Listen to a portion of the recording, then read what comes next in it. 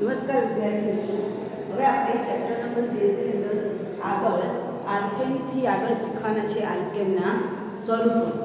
તો સ્વરૂપો એટલે શું? તો એનું નામ છે કન્ફર્મેશન. તો કન્ફર્મેશનની અંદર આપણે શું જોવાના છે કે ભાઈ કન્ફર્મેશન કોને કહેવાય? તો કન્ફર્મેશન શીખવા માટે આપણે પહેલાં તો સમજી રહેવું પડે કે આ સ્વરૂપો એટલે શું. તો તમને બધાને ખબર છે કે આલ્કેન છે એ આલ્કેનમાં કાર્બન કાર્બન વચ્ચે શું છે? સિંગલ બોન્ડ એટલે કે સિગ્મા બંધ છે. અને સિગ્મા બંધ હોવાના કારણે આ જે કાર્બન છે એની સાથે જે પણ હાઇડ્રોજન કે વગેરે જોડાયેલું છે એ એનું કેવું ભ્રમણ કરી શકે? મુક્ત પરિભ્રમણ કરી શકે. અને મુક્ત પરિભ્રમણ કરી શકે છે એના કારણે એની જુદી જુદી આકૃતિઓ બને છે. અને એ જુદી જુદી આકૃતિને આપણે શું કહીએ છીએ? સંરૂપણ કહીએ છીએ. અને આ આકૃતિ બીજામાં શું થાય છે? પરાવર્તિત થાય છે. તો આપણે પહેલા વ્યાખ્યા સમજી લઈએ કે સંરૂપણ એટલે શું. તો કાર્બન કાર્બન વચ્ચે સિગ્મા બંધ હોવાના કારણે જ્યારે આપણે એને પરિભ્રમણ આપીએ છીએ ત્યારે મુક્ત પરિભ્રમણ કરીને એકબીજામાં પરિવર્તન પામી શકે એવા જે રૂપો આપે છે એને આપણે શું કહીશું? સંરૂપો કહીશું. અને જે પરિવર્તનથી જે બે ઘટકો બને છે એને એકબીજાના શું કહેવાય? સમરૂપી સંઘટકો. રિપીટ અગેન કે સંરૂપણ એટલે શું? તો કાર્બન કાર્બન વચ્ચે સિગ્મા બંધ છે અને સિગ્મા બંધના કારણે કાર્બન સાથે જોડાયેલા જે હાઇડ્રોજન પરમાણુ છે એનું કેવું પરિભ્રમણ થાય છે? મુક્ત પરિભ્રમણ. અને આ મુક્ત પરિભ્રમણ થવાના કારણે જે જુદી જુદી આકૃતિઓ મળે છે એ આકૃતિને આપણે સંરૂપણ કહીશું. અને આ આકૃતિ એકબીજામાં શું પામી શકે છે? પરિવર્તન પામી શકે છે, જેને આપણે સંરૂપણ કહીશું. અને પરિવર્તનથી જે પણ આકાર ઉત્પન્ન થાય છે એ આકારની અંદર તમને શું જોવા મળે? એકબીજામાં પરિવર્તન જોવા મળે. સ્ટેગર્ડનું ઇક્લિપ્સમાં રૂપાંતર થાય, ઇક્લિપ્સનું સ્ટેગર્ડમાં રૂપાંતર થાય. આગળ સમજાવું છું તેને આપણે શું કહીશું? સમરૂપી સંઘટકો. એટલે પહેલાં ડેફિનેશન ક્લિયર કરી દો કે સંરૂપણનો મતલબ શું થાય કે આલ્કેનમાં જે કાર્બન કાર્બન વચ્ચે સિંગલ બોન્ડ છે એ સિંગલ બોન્ડના કારણે પેલા કાર્બન સાથે જોડાયેલા હાઇડ્રોજન પરમાણુ મુક્ત પરિભ્રમણ કરે. અને મુક્ત પરિભ્રમણ કરી શકે છે માટે વિભિન્ન પ્રકારની આકૃતિઓ મળે છે. અને એ આકૃતિઓને આપણે નામ આપ્યું છે સંરૂપણ. અને એનાથી જે આકૃતિઓને મરોડવાથી જે આકૃતિઓ એની મરોડી વિકૃતિ પણ, કારણ કે આપણે એને મરોડીએ છીએ, ચોક્કસ પ્રકારનું આપણે એને રોટેશન આપીએ છીએ એટલા માટે એને મરોડી વિકૃતિ પણ કહેવામાં આવે છે. કે મરોડવાથી બે આકારો બને છે એટલે આપણે એને મરોડી વિકૃતિ પણ કહીએ છીએ. અને બીજા શબ્દોમાં એને સંરૂપણ કહેવાય છે. અને આ જે સ્વરૂપો છે એકબીજામાં રૂપાંતરિત પામે છે. તો હવે આપણે એવા જે સંરૂપણ સંઘટકો છે એ સંરૂપણ સંઘટકોની આકૃતિ જોવાના છે. અને એ પણ બે પ્રકારની છે. સુહાસ નામના વૈજ્ઞાનિકે અલગ આપેલી છે અને ઇક્લિપ્સ નામના વૈજ્ઞાનિકે અલગ આપેલી છે. તો પહેલાં સમજી લઈએ કે આ ઇથેન સાથે જે બે હાઇડ્રોજન, ઇથેન જર્મની બંધારણ આપણે બધાને ખબર છે કે ઇથેન સાથે આવી રીતે હાઇડ્રોજન બંધ જોડાયેલા છે. બરાબર.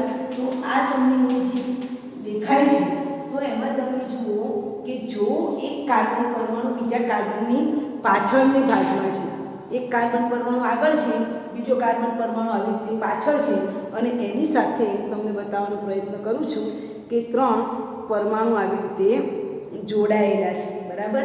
આ રીતે એની પાછળ બીજા જે 3 પરમાણુ છે એ બીજા 3 પરમાણુ પણ સેમ ટુ સેમ એની રીતે જ જોડાયેલા હોય, એ રીતે જ જોડાયેલા હોય. બરાબર. સેમ ટુ સેમ એની રીતે આમ જોડાયેલા હોય તો આને આપણે શું કહીશું? ઇક્લિપ્સ કહીશું. કે જેમાં આ એક કાર્બન પરમાણુ બીજા કાર્બન પરમાણુની પાછળ છે એને તમે દડા સમજો, જે મેં મુઠ્ઠી વાળી છે એને તમે દડા સમજો, અને જે મેં ચોક લગાવ્યા છે એને સળી સમજો. તો આ જે કાર્બન મુઠ્ઠી વાળેલું છે, બે કાર્બન પરમાણુ છે, એક કાર્બન બીજા કાર્બન પરમાણુની પાછળ આવેલું છે અને આપણે આને આમ રોટેશન આપીએ છીએ. જો આ બે પરમાણુ તમને દેખાય કે એકબીજાની નજીક નજીક છે તો આવા જે એકબીજાની નજીક એક કાર્બન પરમાણુના હાઇડ્રોજન પરમાણુ બીજા કાર્બન પરમાણુના હાઇડ્રોજન પરમાણુ સાથે તમને નજીક નજીક દેખાય તો એને આપણે ઇક્લિપ્સ કહીશું, જેને ગુજરાતીમાં કહેવાય છે ગ્રસ્ત. ગ્રસ્ત એટલે એકબીજાની નજીક નજીક હોય. પણ માની લો કે આ પરમાણુ, ફરીથી બતાવવાનો પ્રયત્ન કરું છું કે આ પરમાણુ એકબીજાથી દૂર હોય એટલે કે આવી રીતે હોય. આને મેં હવે આમ રોટેશન આપ્યું, આમ રોટેશન આપ્યું, આને આમ કર્યું તો એકબીજાની વિરુદ્ધ દિશામાં એક હાઇડ્રોજન પરમાણુના કાર્બન પરમાણુના 3 હાઇડ્રોજન બીજા કાર્બન પરમાણુ 3 હાઇડ્રોજનથી મેક્સિમમ અંતરે દૂર છે તો એને આપણે શું કહીશું? સ્ટેગર્ડ કહીશું. તો આમાં તમારે પહેલાં બે વસ્તુ સમજી લેવાની. ઇક્લિપ્સ એટલે શું? તો કે એક કાર્બન પરમાણુ સાથે જે 3 હાઇડ્રોજન જોડાયેલા છે એ 3 હાઇડ્રોજન પરમાણુ બીજા કાર્બન પરમાણુના હાઇડ્રોજન પરમાણુથી એકદમ નજીક હોય તો એને આપણે ઇક્લિપ્સ કહીશું, જેને ગુજરાતીમાં ગ્રસ્ત કહેવાય. જો એક કાર્બન પરમાણુ સાથેના જે 3 હાઇડ્રોજન પરમાણુ છે એ બીજા કાર્બન પરમાણુના 3 હાઇડ્રોજન પરમાણુથી મેક્સિમમ અંતરે દૂર હોય તો એને આપણે સ્ટેગર્ડ કહીશું. અને સ્ટેગર્ડને ગુજરાતીમાં શાંતરિત બંધારણ કહેવાય છે. એટલે આપણે યાદ રાખીશું કે સ્ટેગર્ડ એટલે એકબીજાથી દૂર હોય અને ઇક્લિપ્સ એટલે એકબીજાની નજીક હોય. અને આના માટે પણ આપણને બે જુદા જુદા પ્રક્ષેપણ સ્વરૂપો આપેલા છે. એક તો સ્ટેગર્ડ અને સોહાર્સ. સોહાર્સ અને ન્યુમેન નામના વૈજ્ઞાનિકોએ આપણને આ પ્રેઝન્ટેશન આપ્યું છે. તો આપણે પહેલાં સોહાર્સનું બંધારણ જોઈશું કે સોહાર્સના મત અનુસાર સ્ટેગર્ડ કોને કહેવાય ને ઇક્લિપ્સ કોને કહેવાય. તો હું પહેલાં સોહાર્સ પ્રક્ષેપણ સ્વરૂપ જોઈશ. તો સોહાર્સની અંદર તમે જુઓ આ એક કાર્બન પરમાણુ બીજા કાર્બન પરમાણુની પાછળ છે, બરાબર? એને તમારે દડા સમજવાના છે. અને એની સાથે તમારા હાઇડ્રોજન પરમાણુ આર છે. આમાં પણ બે હાઇડ્રોજન ઉપર એક હાઇડ્રોજન નીચે. તો અહીંયા પણ સેમ ટુ સેમ બંધારણ હોય. બે હાઇડ્રોજન ઉપર અને એક હાઇડ્રોજન નીચે હોય તો સમાન બંધારણ છે કે જેમાં એક કાર્બન પરમાણુના હાઇડ્રોજન પરમાણુ બીજા કાર્બન પરમાણુના હાઇડ્રોજન પરમાણુ સાથે એકદમ વધુ નજીક છે. તો આવી રચનાને કઈ રચના કહીશ? ઇક્લિપ્સ રચના કહેવાય, જેને ગુજરાતીમાં આપણે શું કહીશું? ગ્રસ્ત. ખ્યાલ આવે છે કે એ આ બરાબર પાછળ છે પણ અહીંયાના 3 હાઇડ્રોજન સાથે આના 3 હાઇડ્રોજન જોડાયેલા છે તો સમાન છે. અહીંયા બે પાંખિયા છે તો અહીંયા પણ ઉપર બે જ પાંખિયા છે, બીજું એક પાંખિયું છે તો અહીંયા પણ નીચે એક જ પાંખિયું છે. તો આ પ્રકારની જે રચના છે એને આપણે શું કહીશું? ઇક્લિપ્સ રચના કહીશું. તમારી ચોપડીમાં જે આકૃતિ આપેલી છે એને પણ તમે સમજો તો એ આકૃતિ સેમ આના જેવી છે. અહીંયા કાર્બનનો પરમાણુ છે એની સાથે આ ઉપરની તરફ છે, અહીંયા નીચેની તરફ છે. તો અહીંયા પણ તમે જો આ હાઇડ્રોજન ઉપરની તરફ, આ હાઇડ્રોજન, બંનેની આકૃતિમાં હાઇડ્રોજન સેમ ટુ સેમ જગ્યાએ છે. આ મારો કાર્બન છે, અહીંયા કાર્બન છે, આ હાઇડ્રોજન ઉપર એક હાઇડ્રોજન નીચે બે હાઇડ્રોજન. તો આ પણ સરખી રચના છે, તેને આપણે શું કહીશું? ઇક્લિપ્સ રચના કહીશું, જેને ગ્રસ્ત કહેવાય. જેમાં પરમાણુ વધુ એકબીજાની નજીક છે એટલે અપાકર્ષણ વધુ થાય. અપાકર્ષણ વધુ થવાના કારણે સ્થિરતા કેવી છે? ઓછી છે. સ્થાયિકતા કેવી હોય? ઓછી હોય. કેમ ઓછી હોય? કારણ કે અપાકર્ષણ વધુ થાય. અપાકર્ષણ વધુ થાય એટલે અપાકર્ષણમાંથી પદાર્થને દૂર કરવા માટે વધુ શક્તિની જરૂર પડે એટલે અણુ સ્થાયી રહેતો નથી. ખ્યાલ આવ્યો? તો આની સ્થાયિકતા તમને પૂછાય તો આની સ્થિરતા કેમ ઓછી આવે? કારણ કે પરમાણુ એકબીજાની નજીક છે અને નજીક હોવાના કારણે અપાકર્ષણ વધુ થાય. વધુ પડતું અપાકર્ષણના કારણે બંધારણ ઝડપથી તૂટી જાય એટલે એની સ્થિરતા કેવી છે? ઓછી છે. આ થયું તમારું ઇક્લિપ્સ બંધારણ. કેવું બંધારણ છે? ઇક્લિપ્સ બંધારણ, કે જેને ગુજરાતીમાં ગ્રસ્ત બંધારણ પણ કહેવાય. હવે તમને સ્ટેગર્ડ પૂછાય તો સ્ટેગર્ડમાં તમારે શું યાદ રાખવાનું? ધારો કે આ કાર્બન પરમાણુ છે, બરાબર? જોજો ઉપર એક પાંખિયું હોય તો નીચે બે પાંખિયા છે. તો જેને એક પાંખિયું છે ત્યાં આગળ શું આવશે? તમારા બે પાંખિયા આવશે અને બે છે ત્યાં એક પાંખિયું આવશે. સમજાય છે તમને? તો આ પ્રકારની જે બંધારણની રચના છે કે જેમાં તમને આવી રીતે આપેલું છે કે આના એક પાંખિયા સાથે આના બે પાંખિયા આવે, દેખાય છે? ઓકે. તો એ એના મેક્સિમમ અંતર એકબીજાથી કેવા છે? દૂર ગોઠવાયેલા છે. દેખાય છે? એટલે કે એક બોલ છે એની સાથે 3 આવી રીતે સળીઓ ભરાવેલી છે અને 3 સળીઓ જે છે 1 and 2 and 3, બરાબર? આ રીતે ભરાવેલું છે. તો એના પછીના બોલમાં એ 3 નીચેની તરફ આ ઊંડા છે, મેક્સિમમ અંતરે દૂર આવેલા છે. આ તમે આની પર ફોકસ કરો તો એકબીજાથી બહુ જ દૂર અંતરે આવે છે. એટલે અપાકર્ષણ ઓછું છે. અપાકર્ષણ ઓછું છે એટલે એની સ્થિરતા કેવી છે? વધારે છે. આ જે બંધારણ છે કે જેમાં એક છે ત્યાં આગળ બે હાઇડ્રોજન, બે છે ત્યાં એક હાઇડ્રોજન દેખાય છે, એને આપણે સ્ટેગર્ડ કહીશું. કેવું કહીશું? સ્ટેગર્ડ બંધારણ. અને સ્ટેગર્ડનો મતલબ શું થાય? તો એને ગુજરાતીમાં કહેવાય શાંતરિત. જેમાં અપાકર્ષણ એવું છે? ઓછું છે. અને અપાકર્ષણ ઓછું હોય એટલે રીતે એની સ્થિરતા કેવી છે, અપાકર્ષણ ઓછું છે એટલે સ્થાયીતા કેવી છે, વધુ છે. બરાબર. તો આ થયું તમારા સૌહાર્દના સ્વરૂપ. ફરીથી રિપીટ કરું છું, જેમાં એક કાર્બન પરમાણુ પછી બીજો કાર્બન આવેલો છે, 3 હાઇડ્રોજન જેવા છે એવા ને એવા 3 હાઇડ્રોજન પેલાના છે. અહીંયા ઉપર એક હોય તો અહીંયા પણ એક જ આવે, અહીંયા નીચે 2 હાઇડ્રોજન હોય તો અહીંયા પણ નીચે 2 જ હાઇડ્રોજન સમાન આકૃતિ જોવા મળે છે. એને આપણે શું કહીશું, ઇક્લિપ્સ કહીશું. અને સ્ટીગરમાં જ્યાં એક હાઇડ્રોજન છે તેની સામે 2 હાઇડ્રોજન વાળો આવશે, જ્યાં 2 હાઇડ્રોજન છે ત્યાં એક હાઇડ્રોજન આવશે. એને આપણે સ્ટેગર્ડ સ્વરૂપ કહીશું, જેમાં અપાકર્ષણ થવાનું છે, ઓછું થવાનું છે, સ્થિરતા વધુ છે. આપણે સૌહાર્દના રૂપો જોયા. હવે તમને પરીક્ષામાં ધારો કે ન્યુમેન્સ સ્વરૂપ પૂછાય કે ન્યુમેન્સના સ્વરૂપો દોરો, તો ન્યુમેન્સ માટે ન્યુમેન, તો ન્યુમેનના જે બંધારણ દોરવાના છે એમાં તમારે કાર્બન પરમાણુ, આ એક કાર્બન પરમાણુ છે એના ધારો કે આ એક હાઇડ્રોજન, આ બીજો હાઇડ્રોજન, આ ત્રીજો હાઇડ્રોજન, બીજો કાર્બન એની પાછળ છે એ આપણે બતાવી શકતા નથી, એટલે એક કાર્બન પરમાણુની પાછળ બીજો કાર્બન પરમાણુ. પહેલામાં આપણે આમ સામે બતાવી શકીએ, આમાં આપણે આમ જોવાનું છે. સૌહાર્દમાં આપણે આમ જોયું છે, હવે આમાં આપણે આમ જોવાનું છે. એક કાર્બન પાછળ બીજો કાર્બન પરમાણુ આપણે જોઈ શકતા નથી. આ પહેલા કાર્બન પરમાણુના 3 હાઇડ્રોજન છે અને બીજા કાર્બનના જે 3 હાઇડ્રોજન છે એ આ હાઇડ્રોજનની એકદમ નજીક છે, એટલે અહીંયા છે, આની નજીકમાં છે, એક આની નજીકમાં છે, એક આની નજીકમાં છે. તો આવી રીતે જો નજીકમાં હોય તો એને આપણે શું કહીશું, ઇક્લિપ્સ કહીશું. જેમાં અપાકર્ષણ કેવું છે, બહુ જ વધારે. અપાકર્ષણ વધુ છે એટલે સ્થાયીતા કેવી હોય, ઓછી હોય. બરાબર. એવી રીતે તમે આ ઇક્લિપ્સ બંધારણ કહેવાય. એવી રીતે મારે સ્ટેગર્ડ દોરવું છે, તો સ્ટેગર્ડની અંદર તમારે આ ધારો કે કાર્બન પરમાણુ છે એની સાથે આ કેન્દ્રના સેન્ટર સાથે 3 હાઇડ્રોજન પરમાણુ છે. એક હાઇડ્રોજન અહીંયા, બીજો હાઇડ્રોજન અહીંયા, ત્રીજો હાઇડ્રોજન.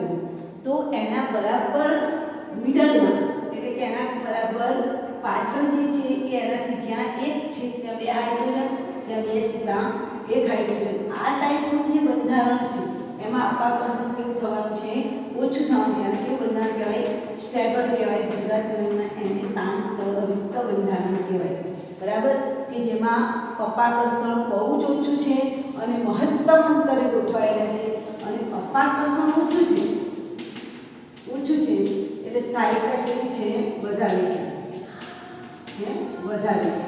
તો તમને પરીક્ષામાં પૂછી શકાય કે સ્ટેગર્ડ અને ઇક્લિપ્સમાંથી કોની સ્થિરતા વધારે, તો સ્ટેગર્ડ બંધારણની. કારણ કે સ્ટેગર્ડ બંધારણમાં હાઇડ્રોજન પરમાણુ એકબીજાથી મહત્તમ અંતરે ગોઠવાયા છે એટલે અપાકર્ષણ ઓછું થાય છે, અને અપાકર્ષણ ઓછું થાય છે એટલે અણુની સ્થિરતામાં વધારો થાય છે. તો આ થઈ ગયા તમારા સમરૂપો. એટલે શું, ઇથેનના સમરૂપોના બંધારણ દોરો તો તમારે ન્યુમેન્સનું પણ દોરી શકાય, અને ન્યુમેન્સનું પૂછાય તો આ બે આકાર દોરીશું, અને સૌહાર્દનું પૂછાય તો આપણે પેલું દડા અને સળિયાવાળી આકૃતિ હમણાં દોરી હતી એ આકૃતિ દોરી શકાય. હવે આપણે નવો ટોપિક જોવાના છે, આલ્કીન.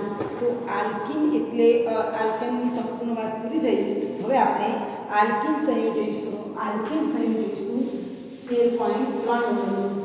તો તમને ખબર જ છે કે આલ્કીન એટલે કયો પ્રત્યય લાગે છે, ઈન પ્રત્યય લાગે છે. બરાબર ને. તો આ જે આલ્કીન છે એ આલ્કીનની અંદર, આલ્કીનમાં આપણને કાર્બન કાર્બન વચ્ચે શું જોવા મળશે, ડબલ બોન્ડ. હવે આપણે આલ્કીન સંયોજનની વાત કરીએ તો આલ્કીન સંયોજનમાં તમને ખબર છે કે કાર્બન કાર્બન વચ્ચે શું જોવા મળશે, આપણને ડબલ બોન્ડ જોવા મળે. અને ડબલ બોન્ડ જોવા મળે છે એનું સામાન્ય સૂત્ર શું આવશે, CnH2n. એક સિગ્મા બંધ હોય અને એક પાઈ બંધ જોવા મળે. કયો પ્રત્યય લાગે, ઈન પ્રત્યય લાગે. ઇથેન હોય તો ઇથીન થઈ જાય, પ્રોપેન હોય તો પ્રોપીન થઈ જાય. બરાબર ને. તો અહીંયા આપણને ખ્યાલ આવશે કે ભાઈ જે આલ્કીન સંયોજનો છે પહેલું સભ્ય કયો છે, ઇથિલિન. તો આપણે ઇથિલિનનું બંધારણ જોઈએ તો ઇથિલિન છે એનું અણુસૂત્ર શું થાય, તો CH2 ડબલ બોન્ડ CH2. એટલે ઇથિલિનનું અણુસૂત્ર શું થાય, C2H4. આને આપણે ફોલો કરીશું, કાર્બનની જગ્યાએ બેન કેટના ચાર. તો આ થઈ ગયું ઇથિનનું બંધારણ. બરાબર.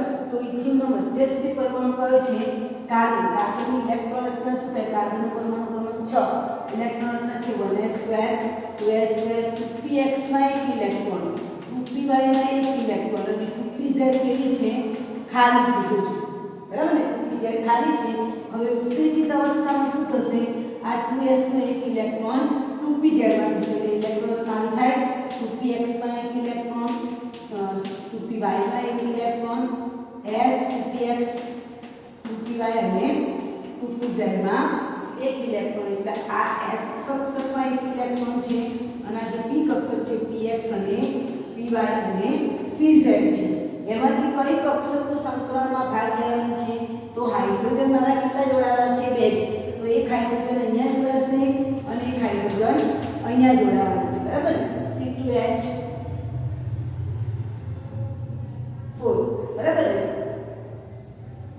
હા તો અહીંયા તમે જુઓ પછી જે 2pz કક્ષક છે આ જે બંધ બનવાનું છે કાર્બન કાર્બન વચ્ચે સિગ્મા બંધ બનવાનું છે બરાબર અને બે હાઇડ્રોજન 2px અને 2py સાથે જોડાવાના છે જોજો sp2 સંકલન થાય ડબલ બોન્ડ એટલે કઈ સંકલન થાય sp2 સંકલન એટલે ટોટલ કેટલી કક્ષકો થાય ત્રણ કક્ષકો એક s કક્ષક અને બે p કક્ષક બરાબર ને એક s કક્ષક અને બે p કક્ષક એટલે ટોટલ થઈને ત્રણ કક્ષકો છે એ ત્રણ કક્ષકમાંથી એક ss કક્ષક કયો બંધ બનાવવામાં વપરાશે કાર્બન કાર્બન વચ્ચે સિગ્મા બંધ બનાવવા માટે વપરાશે બરાબર પછી એક px કક્ષક એ કયો બંધ બનાવવામાં વપરાશે હાઇડ્રોજન સાથે બંધ બનાવવામાં વપરાશે અને py કક્ષક છે શેમાં બંધ બનાવવામાં વપરાશે એ પણ હાઇડ્રોજન તો કયો બંધ બનાવવામાં ભાગ નથી લેતો 2pz કક્ષકો બંધ બનાવવામાં ભાગ લેતી નથી તો આપણે એને અહીંયા જોઈશું કે 2pz કક્ષકો સંકરણમાં ભાગ લેતી નથી મેં દોરું છું આ કાર્બન પરમાણુ આ કાર્બન પરમાણુ આ કાર્બનની s કક્ષક આ કાર્બનની s કક્ષક આપણે હમણાં દોર્યું તો અહીંયા s 2px માં એક 2py માં એક અને 2pz માં એક તો આ બંનેની જે બંને કાર્બન પરમાણુ જે ss કક્ષક છે એક સિગ્મા બંધ બનાવવામાં વપરાય હવે આ જે 2py અને 2px અને 2py કક્ષકો છે એમાં 2py કક્ષક છે આ 2px કક્ષક બરાબર એની સાથે હાઇડ્રોજનની 1s કક્ષકનું આપણે સંમિશ્રણ કરાવ્યું બરાબર એવી રીતે આ કાર્બનની જે કક્ષક છે એ 2pz કક્ષક છે એને દોરી દો જે સંકલનમાં ભાગ લેવાની નથી હવે આ જે આ મારી 2px કક્ષક છે જોજો આ પણ મારી 2px કક્ષક છે બરાબર એવી રીતે આ મારી 2py કક્ષક છે બરાબર કઈ કક્ષક 2py કક્ષક આ x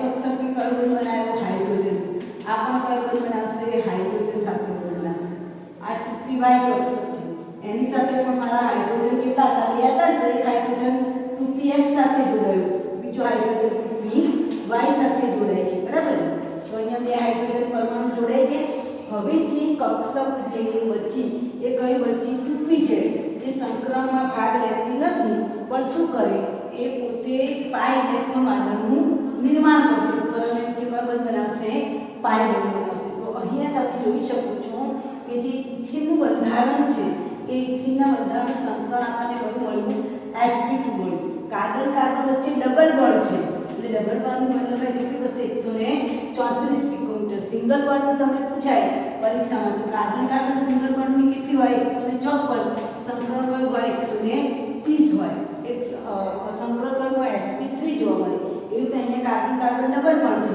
તો ડબલ બોન્ડની બંધ લંબાઈ કેટલી આવશે 134 પિકોમીટર પણ આમાં કાર્બન હાઇડ્રોજન વચ્ચે કેટલી બંધ લંબાઈ 112 પિકોમીટર આમાં કાર્બન હાઇડ્રોજન બંધ લંબાઈ કેટલી જોવા મળશે 110 પિકોમીટર sp3 સિંગલ બોન્ડમાં બંધ ખૂણો છે 109 ડિગ્રી 28 કળા છે આમાં જે બંધ કોણ જોવા મળે છે બંધ ખૂણો એ તમને 121 ડિગ્રી જોવા મળશે અથવા તો 120 અંશનો જોવા મળશે અને આકાર કેવો મળશે ત્રિકોણીય આકાર કેવો આકાર મળશે ત્રિકોણીય આકાર ત્રિકોણીય આકાર પેલા આપણને સમતલીય ચોરસ સમચતુષ્ફલકીય આકાર મળતો હતો આમાં તમને ત્રિકોણીય આકાર જોવા મળે છે હવે આપણે એનું આઈયુપીએસસી નામકરણ જોઈશું ક્લિયર સમજ પડી ગઈ તો તમને પૂછી શકાય કે ઇથેનનું બંધારણ સમજાવો તો આ રીતે તમે ઇથેનનું બંધારણ સમજાવી શકો છો ત્યાર પછી હવે આપણે જોવાના છે કે એનું આઈયુપીએસસી નામકરણ તો બધાને જ ખબર છે કે ઇથેનને કયો પ્રત્યય લાગે ઇન પ્રત્યય લાગે છે દાખલા તરીકે હું જોઉં છું CH2 ડબલ બોન્ડ CH2 તો નિયમ અનુસાર પહેલા લાંબામાં લાંબી શૃંખલા જુઓ. લાંબામાં લાંબી શૃંખલા 2 કાર્બનની છે, બરાબર. 2 કાર્બન આપણે ઇથિન કહીએ છીએ. આપેલા પરમાણુમાં ડબલ બોન્ડ છે તો ઇથિનમાંથી શું થઈ જાય? ઇથેનમાંથી ઇથિન થઈ જાય, બરાબર. હવે અહીંયા તમે જો CH3 CH double bond CH2 લાંબામાં લાંબી શૃંખલા કેટલા કાર્બનની? 3 કાર્બન ક્રિયાશીલ સમૂહ કયો છે? ડબલ બોન્ડ છે. તેના પર શું કહીશું? પ્રોપેનમાંથી પ્રોપીન. ચાલો એવી રીતે CH3 CH double bond CH3. ચાલો લાંબામાં લાંબી શૃંખલા કેટલા કાર્બનની? 4 કાર્બન, બરાબર. ક્રિયાશીલ સમૂહ કયો છે? Double bond. હવે ડબલ બોન્ડ કઈ બાજુથી નજીક છે તે બાજુથી આપણે નંબરિંગ કરવાનું, બરાબર.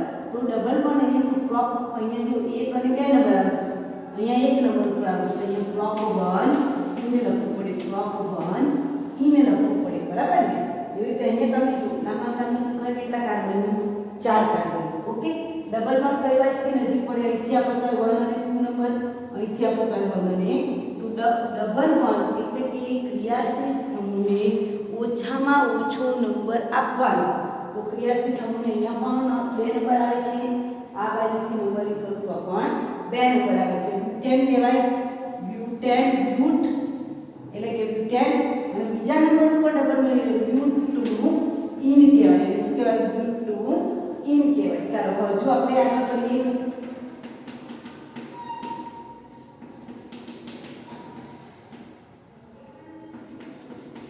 લાંબામાં લાંબી શૃંખલા કેટલા કાર્બનની? 5, બરાબર. 5 કાર્બનને આપણે શું કહીએ? પેન્ટેન. હવે ડબલ બોન્ડ કઈ બાજુથી નજીક છે? 1 2 3. અહીંથી કરો તો 3 નંબર, અહીંથી કરો તો 1 અને 2 નંબર. એટલે નંબરિંગ મારે કઈ બાજુથી કરવાનું? આ બાજુથી કરવાનું. 1 2 3 4 and 5, બરાબર. 5 કાર્બન બીજા નંબર ઉપર ડબલ બોન્ડ એટલે નામ થાય પેન્ટુઇન. ચાલો હજુ પણ આપણે રિપીટેશન કરીશું. CH3 CH2 CH double bond CH CH2 CH2 CH3. ચલો અહીંયા તમે જુઓ લાંબામાં લાંબી શૃંખલા ગણો કેટલા કાર્બન છે? કાઉન્ટ કરો જોઈએ તો 1 2 3 4 5 6 અને 7. લાંબામાં લાંબી શૃંખલા કેટલા કાર્બન છે? 7 કાર્બન. ક્રિયાશીલ સમૂહ કયો છે? Double bond. આ ડબલ બોન્ડ કઈ બાજુથી નજીક પડે છે? અહીંથી ગણો તો 1 2 and 3. અહીંથી ગણો તો 1 2 3 4. અહીંથી ગણો તો ચોથો નંબર આવે છે, અહીંથી ગણો તો ત્રીજો નંબર. જે બાજુથી ઓછો નંબર આવે એ બાજુ ગણવાનું. 1 2 3, બરાબર. 4 5 and 7. 7 ને શું કહેવાય? હેપ્ટેન. ત્રીજા નંબર ઉપર ડબલ બોન્ડ છે એટલે હેપ્ટેન 3 ઇન અને શોર્ટમાં લખાય હેપ્ટ 3 ઇન.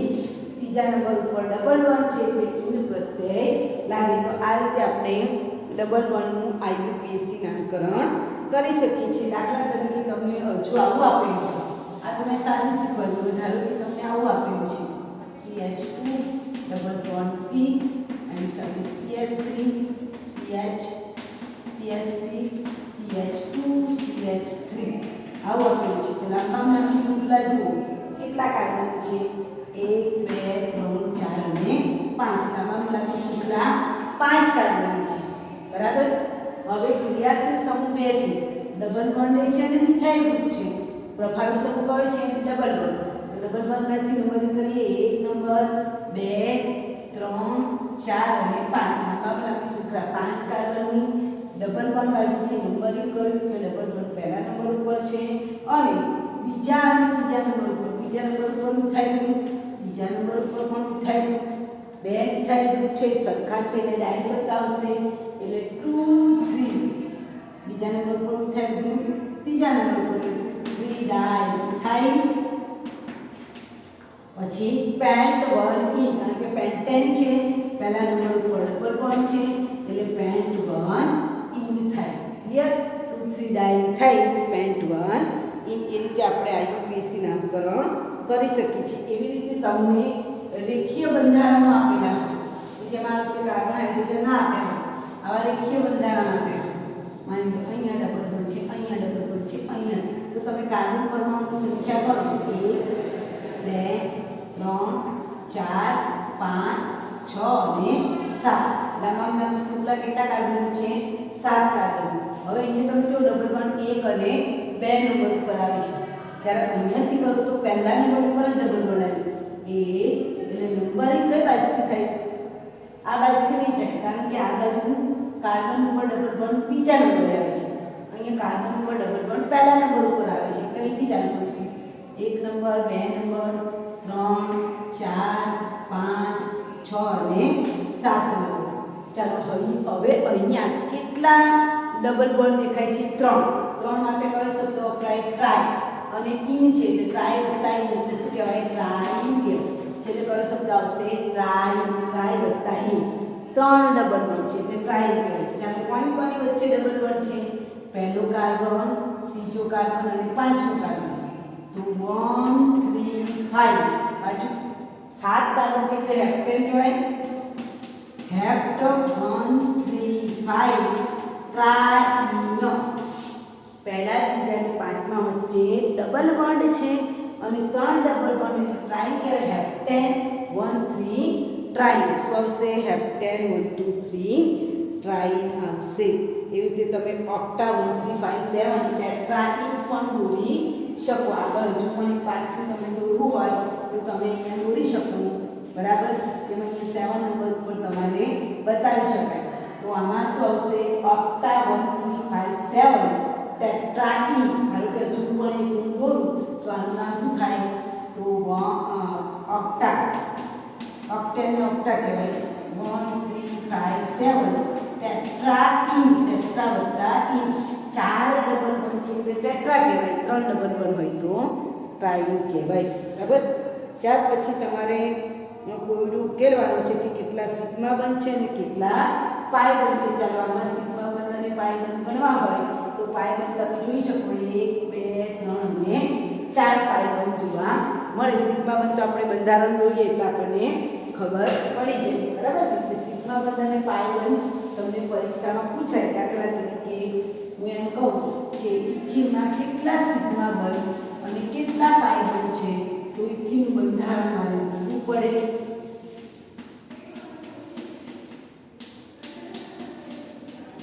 ચાલો કેટલા સિગ્મા બંધ છે પહેલા પાઈ બંધ આ એક શું છે પાઈ બંધ તો એક પાઈ બંધ છે અને સિગ્મા બંધ કેટલા છે ગણજો આ એક સિગ્મા બંધ આ એક આ બે આ 3 આ 4 અને 5 કેટલા સિગ્મા બંધ થયા 5 સિગ્મા બંધ થયા એટલે કે સિગ્મા અને પાઈ બંધ તમે ત્યારે જ ગણી શકો જ્યારે તમે એનું શું દોરો સંપૂર્ણ બંધારણ દોરો એના બધા જ દોરો ત્યારે તમે સિગ્મા અને પાઈ બંધ ગણી શકો ત્યાર પછી તમને આપેલું છે સમઘટકતા તો આગળ આપણે વ્યાખ્યા શીખી ગયા છીએ કે જેના અણુ સૂત્રો સરખા હોય પણ બંધારણના સૂત્રો જુદા જુદા હોય એટલે શું કહેવાય સમઘટક સમઘટકતા બે પ્રકારની છે બંધારણીય સમઘટકતા અને ભૌમિતિક સમઘટકતા સમઘટકતાના બે પ્રકાર આપેલા છે એક તો બંધારણીય સમઘટકતા અને બીજું છે ભૌમિતિક સમઘટકતા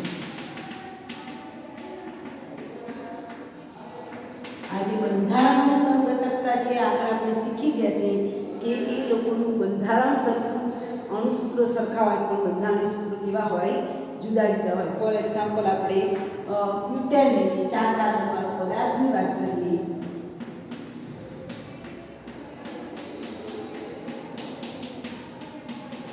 બરાબર ચાલો આમાં અણુસૂત્ર શું થાય 4 કાર્બન છે તો 4 નો 8 થશે 3 ને 3 6 ને 8 અણુસૂત્ર શીખવાડે છે આયુપીએસ નામ શું થાય U2 ઇન થાય બરાબર હવે એવું જ હું બંધારણ કરું છું CH અહીંયા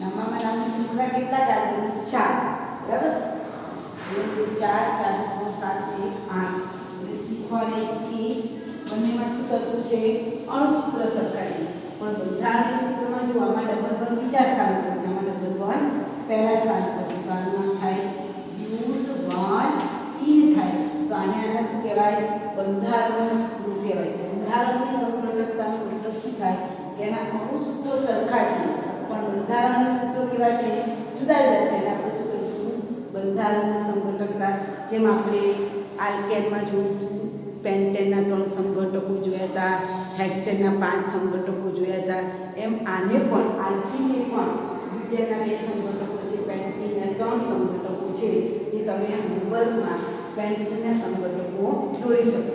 હવે આપણે ભૌમિતિક સમઘટકતાની વાત કરીએ તો ભૌમિતિક સમઘટકો એટલે શું કે જેની અંદર અણુસૂત્રો સરખા હોય, બંધારણીય સૂત્રો સરખા હોય, પણ એની અવકાશમાં ગોઠવણી જુદી જુદી હોય અને એનાથી જે સ્વરૂપો ઉત્પન્ન થાય એને આપણે શું કહીએ? ભૌમિતિક સ્વરૂપ. ફરીથી રિપીટ કરું છું, અણુસૂત્રો સરખા છે, એના બંધારણીય સૂત્રો પણ સરખા છે, પણ એની ભૌમિતિક આકૃતિ જે છે એની અવકાશે ગોઠવણી જુદી જુદી છે. એના કારણે જે સમઘટકો ઉત્પન્ન થાય છે એને ભૌમિતિક સમઘટકો કહેવાય. અને આ ભૌમિતિક સમઘટકોના 2 પ્રકાર છે, સીસ સમઘટક એન્ડ ટ્રાન્સ સમઘટક. તો સીસ સમઘટક કોને કહેવાય? કે જે સમઘટકની અંદર દાખલા તરીકે ટ્વિન છે, તો જે સમઘટકમાં બંને બાજુ દાખલા તરીકે અહીંયા મિથાઇલ ગ્રુપ છે તો ઉપર પણ મિથાઇલ ગ્રુપ જ હોય, અહીંયા હાઇડ્રોજન છે તો અહીંયા પણ હાઇડ્રોજન જ હોય. તો આ ટાઈપનું જે બંધારણ છે કે જેમાં આ જે ક્રિયાશીલ સમૂહ છે, હાઇડ્રોજન X મિથાઇલ ને Y, તો બંને ક્રિયાશીલ સમૂહ ડબલ બોન્ડની એક જ બાજુ આવેલા હોય. આ ડબલ બોન્ડ છે, આ ડબલ બોન્ડની એક બાજુ એક સરખા જ ક્રિયાશીલ સમૂહ આવેલા હોય તો એને સીસ સમઘટક કહેવામાં આવે છે. પણ ટ્રાન્સ સમઘટક એટલે શું? કે આ જે ડબલ બોન્ડ છે એ ડબલ બોન્ડની વિરુદ્ધ એક સમઘટક ઉપર હોય અને એક ક્રિયાશીલ સમૂહ નીચે હોય. ખ્યાલ આવે છે કે ક્રિયાશીલ સમૂહ એકબીજાની વિરુદ્ધ દિશામાં છે, જે ક્રિયાશીલ સમૂહ છે એકબીજાની વિરુદ્ધ દિશામાં છે. આવું 4 ટાઈપનું બંધારણ, હાઇડ્રોજન ઉપર હોય તો એક હાઇડ્રોજન નીચે હોય, તો આવું જે બંધારણ છે એને આપણે શું કહીશું? ટ્રાન્સ સમઘટક. સીસનો મતલબ થાય કે ડબલ બોન્ડની બંને બાજુએ, ડબલ બોન્ડની કોઈ એક જ બાજુએ બંને ક્રિયાશીલ સમૂહ આવેલા છે, ડબલ બોન્ડની એક જ બાજુએ બંને હોય તો એને આપણે સીસ કહીશું. અને ડબલ બોન્ડની વિરુદ્ધ દિશામાં એટલે કે એક ક્રિયાશીલ સમૂહ ઉપર હોય અને બીજો ક્રિયાશીલ સમૂહ નીચે હોય, બંને જે ક્રિયાશીલ સમૂહ છે ઉપર નીચે હોય તો એને આપણે શું કહીશું? ટ્રાન્સ સમઘટકો કહીશું. આ ટ્રાન્સ સમઘટકો છે એની દ્વિધ્રુવી ચાર્ટમાં તમે જુઓ નાબૂદ થાય છે, એટલે ધ્રુવ બરાબર શું આવશે? 0 આવશે. એટલે એ અણુ કેવો છે? અધ્રુવીય અણુ છે. કોઈ પણ પ્રકારના ધ્રુવો એમાં પડતા નથી, અધ્રુવીય અણુ કહેવાય.